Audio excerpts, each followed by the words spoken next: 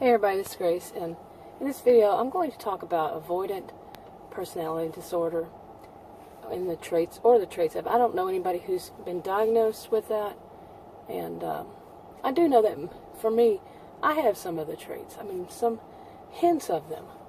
But when I've been studying up on it recently, and one thing it made me think of was that storybook, The Ugly Duckling. Now, I haven't read that in many years, so I think I did actually look it up about maybe 7 years ago when I was going through this ugly duckling feeling, but not to the end of the book.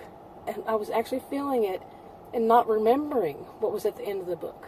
I had a little hint, but yeah. But I was feeling like the ugly duckling. It was like a stage I was going through or something, or again, maybe, I don't know. But overall, what it made me think of was made me feel is a person doesn't feel good about themselves, and their own way of seeing themselves and the looking glass self is all messed up. It's now, you know, like they're looking down on themselves. They think that others are going to. They might that others might criticize them, reject them, throw some kind of hatred toward them, or something negative to them. That they always fear that, so they're kind of socially inhibited. They might even not do things, and then maybe mixed with social phobia, social anxiety, and they're kind of shy and they keep to themselves, and they just don't take social risk. We all take risk. I'm not talking about going crazy risk, doing something bizarre. But socially, they don't, mix with people to take a risk of being rejected. Even, there's a fear of rejection. Now, this is how I saw it. I could be wrong.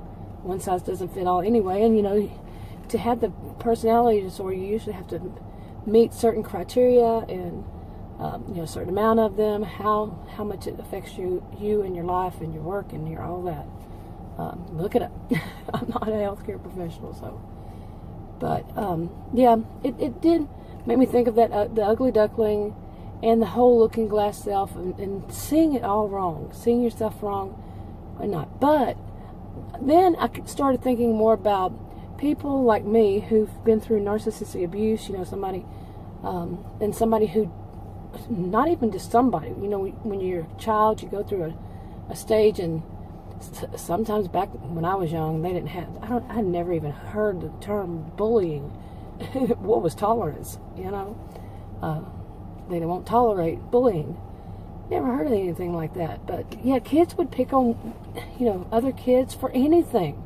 Just anything. It didn't matter. Maybe, I don't even know what to say. Just any little thing. And they got away with it. And the teachers never did anything, principals never did anything. It just was a constant, one kid getting picked on after another. Now, if you've been through that and then it carried on for whatever reason, like you worked with somebody who was narcissistic, and they did that, I'm thinking that this, is connected. Nothing that I've read has said that it's not. I think more than anything it would be that it is. That your whole self-perception, your whole your self-worth, your self-esteem, your self-confidence. Confidence is a little bit different in that it's there. It's not something that you truly evaluate. It's already there, and something that you're good at doing. Yeah, my voice is going out. Can you tell? There's an example right there. When I was a kid, I have allergies really bad, and right now there's pollen all over the place, and my voice would go out like you just heard.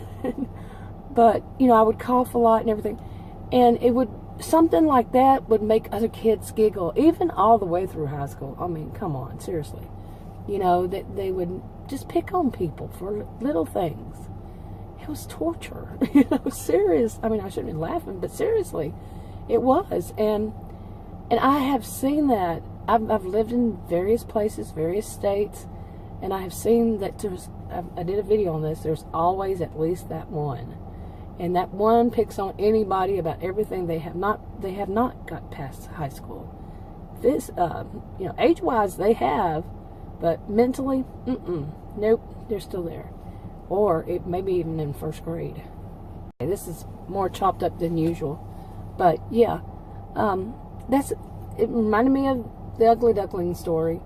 And that the way I remember it is that the duckling didn't realize until the end of the book, it was egg had gotten, when it was born, the egg rolled to a duckling, a duck's nest, and then it was raised with a bunch of ducks, and the ducks thought it was the ugliest duck around and treated it poorly, and it was miserable for the duck. And the duck saw some animals out swimming in the lake and decided, to give up. Might as well go with those really beautiful birds. And it went to swim, if it's going to die, it's going to die with those, beautiful birds. And, because it was picked on and hurt and all that kind of stuff. So it went and swam and saw his reflection in the pond or lake, whatever it was, and realized he was a beautiful swan. So, yeah, like the other ones around him. So it's all about, to me, finding the right people to be around. The people that fit you, fit who you are.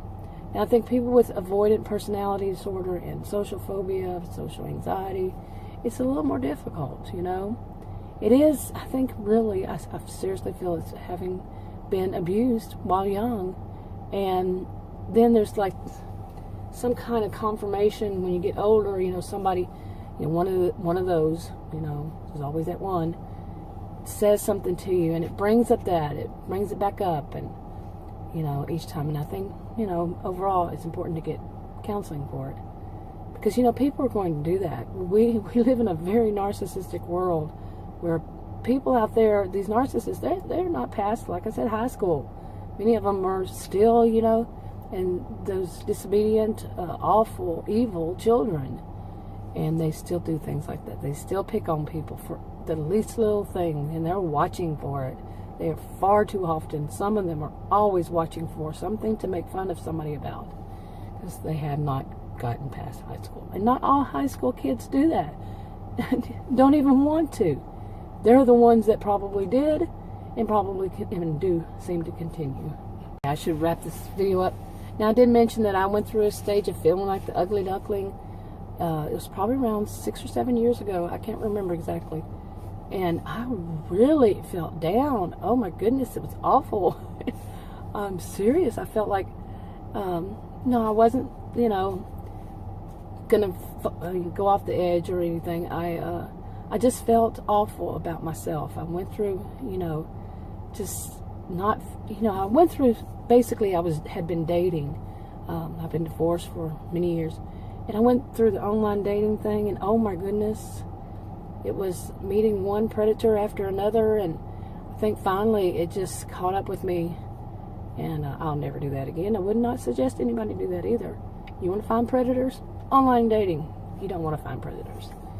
But yeah, and then it made me just feel like, what's wrong with me? I went through that stage, and I got out of it, It took me a little while, and I got out of it, and just, being, learning a lot, thinking a lot, introspection, just going through and thinking and remembering that's their problem. They're trying to make it my problem, and I'm allowing it to, I shouldn't say that, shouldn't blame any victim, but just don't let it be your problem. And they're going to try, they're going to push you. Anyway, I should have ended this video earlier.